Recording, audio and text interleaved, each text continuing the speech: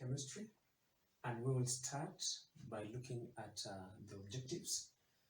By the end of the lesson, you should be able to, 1, define the term organic chemistry. Define the term organic chemistry. 2, you should be able to give the applications. Give the applications of organic chemistry in everyday life. You give the applications of organic chemistry in everyday life. 3, you should be able to state the unique nature of carbon. State the unique nature of carbon. Then the last objective, you should be able to classify organic compounds. Should be able to classify organic compounds. We will start by defining what organic chemistry is. And the definition is: organic chemistry, it is a branch of science that deals with the structure, the properties, the reactions, the composition, the preparation of chemical compounds that contain carbon. Notice we are considering the structure. We are considering the properties,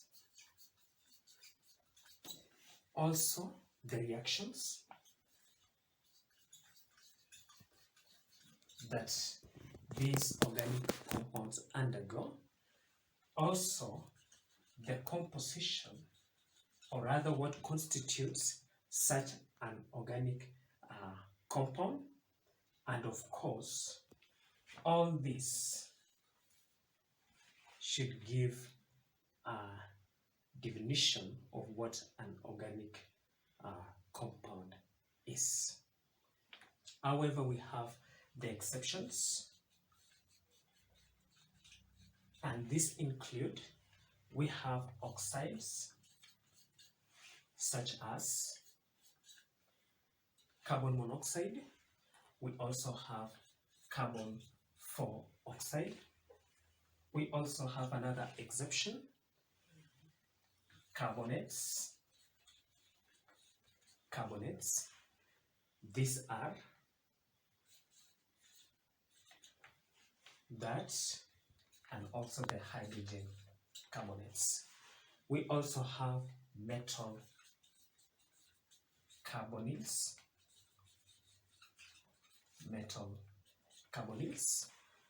These are complexes. All these are inorganic compounds and hence are not classified as organic compounds. Let's move to the next page.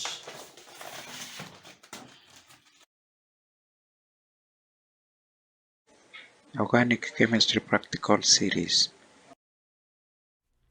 The Grignard reaction is used to prepare the Grignard reagent, which can then be used to make new carbon-carbon bonds. In this video, we will be discussing how you can prepare the Grignard reagent and the various techniques involved. First, collect the necessary apparatus as shown here. You will need a Pasteur pipette, 2 graduated cylinders, a mortar and pestle, a 50 ml round bottom flask, a condenser, drying tube, and a weighing boat. The reagents that you will need to obtain will be dry ether, magnesium turnings, and the halogen compound you will be working with. Once all the glassware is collected, ensure that all glassware is properly cleaned before starting the experiment, as the Grignard reaction is highly sensitive to impurities. It is recommended that you use a test tube brush when you're cleaning the glassware. Next, rinse all glassware with acetone after washing. Ensure that there is absolutely no water remaining in or on the glassware, as the Grignard reaction is very sensitive to moisture.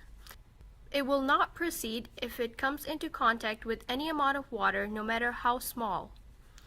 Once you have rinsed the glassware with acetone, invert them onto paper towels and set them aside to dry for roughly 10 minutes to remove any residual acetone, which can cause unfavorable side reactions. Refer to your lab manual for a description of the side reactions that can occur if the preparation of the Grignard reaction is contaminated with water. While the glassware is drying, set up a hot plate on the bench outside the fume hood, since the ether must be kept away from heat sources. Heat a 200 ml beaker of water on the hot plate until it is warm. Do not heat until boiling. Use a weighing boat to obtain the required mass of magnesium turnings. Transfer the weighed out magnesium shavings into the mortar for grinding. Thoroughly grind the magnesium turnings with the mortar and pestle. This is an important step as it exposes more surface area of the magnesium for the reaction to take place. This is what your ground up magnesium turnings should resemble. Attach the 50 ml round bottom flask to the retard stand and place the magnesium turnings inside. Here is a condenser. The bottom pipe is connected to the tap and the upper pipe is connected to a ring clamp which is placed on the sink. Ensure that there is a steady flow of water. Here is a bottle of dry ether. This will be utilized as our solvent. To ensure that the ether is dry, look at the sodium ribbon and ensure that it shines. To prepare a feeding solution, add the required amount of dry ether and halogen compound separately using different pipettes within a graduated cylinder. Here is a stock solution along with the feeding solution. Prepare the stock solution using the required amount of dry ether and halogen compound solutions. Ensure that you cork the graduated cylinder so that the solution does not evaporate. Once you have both solutions prepared, transfer the stock solution into the round bottom flask and quickly attach the condenser to it. At this point, you should start the water flow. Here is the experimental setup that will be used for the preparation of the Grignard reaction. The round bottom flask will be the site of reaction. The condenser will ensure that all the volatiles can be reused in the mixture, and the drying tube has been employed such that no moisture is incorporated in the reaction. While working on any experiment, please ensure that the fume hood is placed at the maximum height of 18 inches. As per lab safety requirements, a height over 18 inches is restricted and is not considered a safe practice. The Grignard reaction is a self-sustaining reaction once it is initiated by a source of heat. Bear in mind that the heat source must be subtle. The source should be warm enough to initiate the reaction, but also ensure that it does not produce any side reactions. Initiate the reaction by using the heat of your palm. If you cannot start the reaction using your palm, you can employ a warm water bath to initiate the reaction. This is a warmer source of heat and provides a uniform distribution as well. The reaction mixture now appears to bubble, indicating the transfer of heat. The beaker is removed when the reaction is proceeding vigorously. See whether the reaction is self-sustaining or whether the solution turns from colorless to gray. Once you remove the warm water bath and observe that the reaction is self-sustaining, dry the bottom of the flask using a paper napkin. The solution should appear colorless at this point. Here is a bottle of iodine crystals. If you're unable to initiate the reaction using the previous techniques mentioned, these crystals can be used to initiate the reaction. The iodine replaces the halide from our halide compound, and this facilitates the reaction to initiate. Obtain the crystals using a scupula so that the tip of the scupula is covered. Transfer the iodine crystals to the reaction mixture. Immediately add the condenser to the round bottom flask and try to initiate the reaction using your hand or a warm water bath.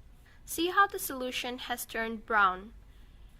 If the reaction could not be initiated by using the techniques mentioned, see your TA or course coordinator for further help. Use the warm water bath to initiate the reaction. After 15 to 20 seconds, remove the water bath and see whether the reaction is self-sustaining or not. If it is, begin to add the feeding solution to the reaction mixture. Once you remove the flask and observe that the reaction is self-sustaining, dry the bottom of the flask using a paper napkin. Use a clean and new posture pipette to obtain the feeding solution. The feeding solution will be added dropwise, so you should fill the pipette only slightly above the tip.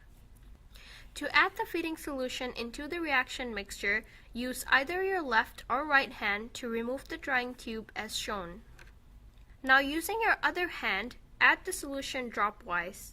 The solution should be added slowly so that the reaction proceeds in the desired manner.